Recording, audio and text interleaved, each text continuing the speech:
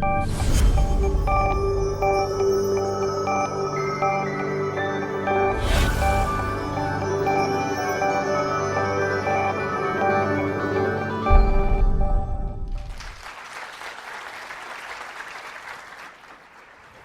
the summer of 1991, I was flying back home from America, where I had got my undergraduate degree. I was looking forward to going home and to continuing my studies there. But things did not go to plan.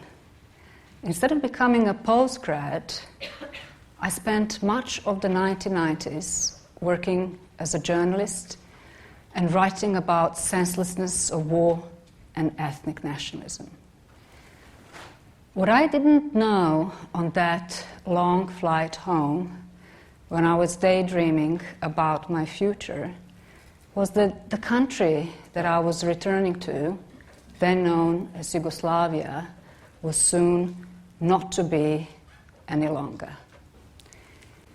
The bloody breakup of Yugoslavia started that summer, and it continued with a series of wars throughout a decade. With their brutality and wanton violence against all, young and old, men and women, use of rape as a weapon of war, expulsion of people, wanton destruction of cities, of villages, of cultural heritage, of schools, of libraries, of museums, of the houses of worships, of mosques and churches. The Yugoslav wars really heralded gory grammar of contemporary conflicts that we have come to see and recognize in the conflict zones of our day, in Syria, in Iraq, and in southern Sudan, to name just a few. So you may wonder, how come I didn't know? And it is certainly not because I wasn't political. I devoured politics then as I do now. I believe it is our mistakes that make us much more than our successes. They haunt you for the rest of your life, like a footballer who will never forget that penalty he missed, or a tennis player that remembers for the rest of her life the break point that she did not convert. But mistakes can help you grow. You can stop and think. And what I have learned is to approach knowledge, both what we know and how we know it, with humility rather than with unquestioned certainty. So here at London School of Economics, where we strive to know the causes of things, I'd like to address the question what we as political scientists would have and should have known. So let's start with this country. No matter how you may have found out the results of the Brexit vote, whether the first exit polls kept you in suspense and you stayed up all night, or you woke up the next morning to the delight or shock of the breaking news, of course depending on your position, on the UK's position in the EU, or as me, you fumbled in the middle of the night and in the midst of sleep with the phone to see what's going on. For all of us, it was a moment where we felt the ground shifting underneath us. For these big moments in the lives of nations are followed by uncertainty, and this certainty is unsettling, and it is even more unsettling. The feeling is even more intense because these moments come as a surprise.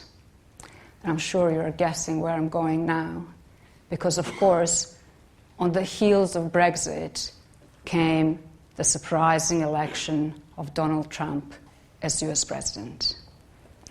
But let's not just be focused on these two latest instances. Political scientists have built quite a long track record in these moments of not knowing. Incidentally, the 9th of November, the day when Donald Trump was celebrating his electoral victory, is the day that we have been marking as the day of the fall of Berlin Wall, the symbol of the Cold War, and the day that heralded the end of the global confrontation and ideological division. It was a momentous day that changed our world, and yet it came as a surprise. Similarly, the Arab Spring came like a flash flood, and indeed was a huge surprise. So we did not know over and over and over again because we have written people out of the study of politics. We have focused on political elites and political institutions, and we have privileged the wave of study that looked at outcomes rather than explaining processes. So how then do we study people? How do we study politics from the bottom up? Methods are all important. Methods are magic that bring you from what you want to know to actually knowing it. But I will not be the first one to tell you that methodological tribalism is a dead-end road. Methodological tribalism divides the scholars who sort of go out there, meet people, do interviews, and those who do numbers and who do statistics. There is not one and only one good way of doing political science.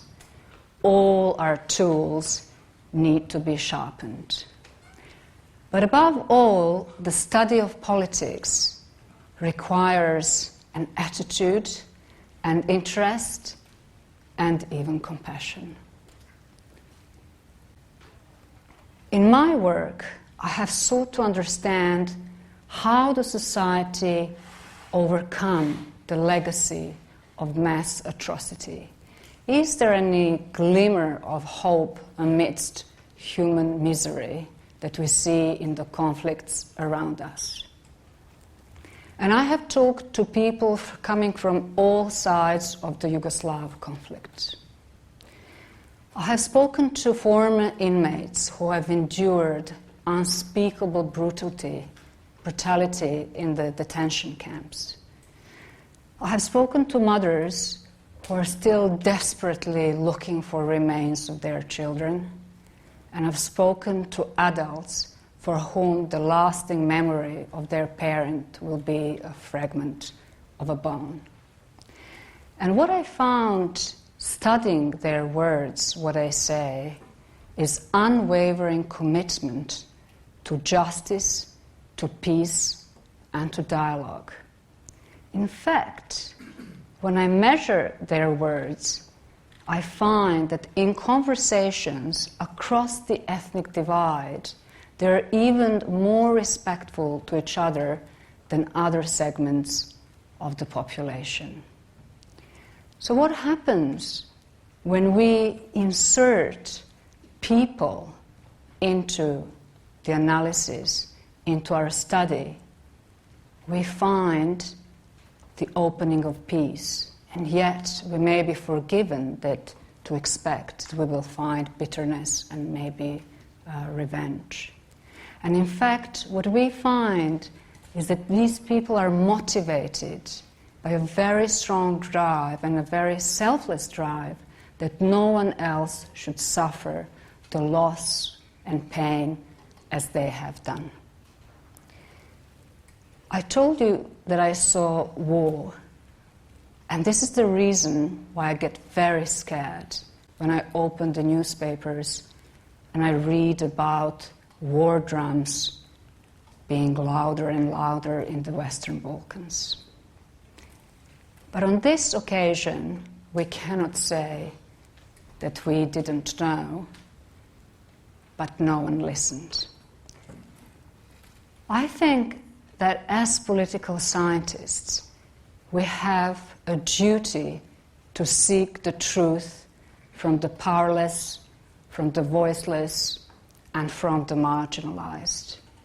We also have a duty to speak that truth to power and never to stop in our efforts to convey it to policymakers.